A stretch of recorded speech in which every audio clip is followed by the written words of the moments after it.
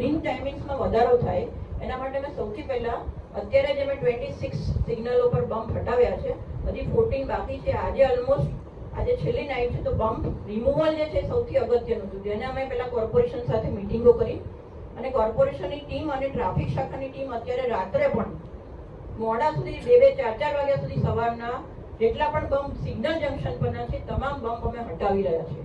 જેમાંથી મેં કીધું કે 40 માંથી ઓલરેડી 26 થઈ ગયા છે, 14 બાકી છે, આજે રાત્રે થઈ જશે. બીજું અત્યંત મહત્વનું કામ છે કે જંકશનો પર જે સર્કલ છે, જે અગાઉ સુરક્ષાની દ્રષ્ટિએ એનું ડિઝાઇનિંગ અને ટ્રાફિક ફ્લો મેન્યુઅલી ચલાવી શકે એવા હતા. હવે અમે શું કર્યું, હવે અમે જેટલા પણ જંકશનો જે અમને લાગતું હતું કે રોડ એન્જિનિયરિંગની દ્રષ્ટિએ આ જંકશનો નાના કરવામાં આવે, કે જેના લીધે જે ગ્રીન સિગ્નલનો ટાઈમ આપ્યો છે એમાં એક વાહન ચાલક એક સાઈડ પરથી બીજી સાઈડમાં અથવા રાઈટ ટર્ન અથવા લેફ્ટ ટર્ન એ ઇઝીલી લઈ શકે.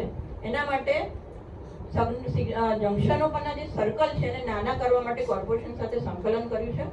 અને આજે અત્યારે સાયન્સ સિટી પર જે સર્કલ હતું એને તોડવાની કાર્યવાહી પણ અત્યારે કોર્પોરેશન પાસે અત્યારે ચાલુ છે અને એને પણ ટૂંક સમયમાં વિડીયો દરેક મીડિયા ગ્રુપ સાથે શેર કરી દઈશ.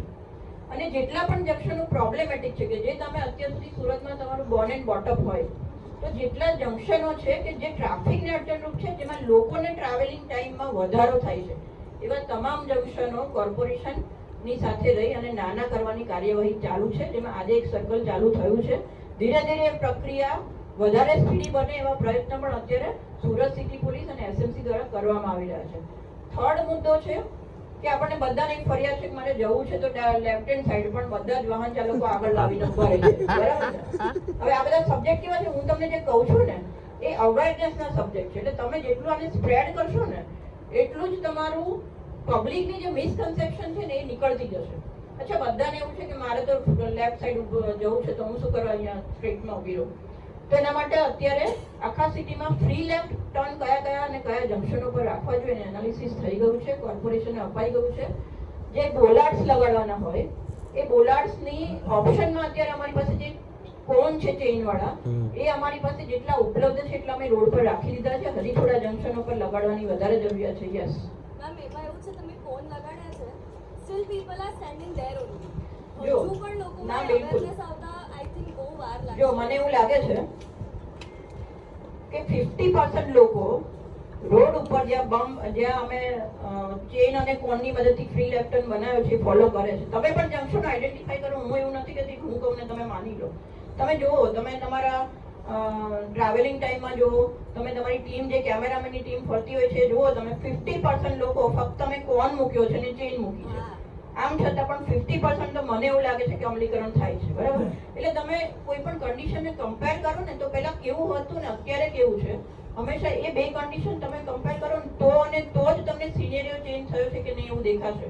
પણ હું એવું એક્સપેક્ટ કરું કે રાતોરાત 100% લોકો એ ફોલો કરશે તો ટ્રાફિક બાબતે પોસિબલ નથી.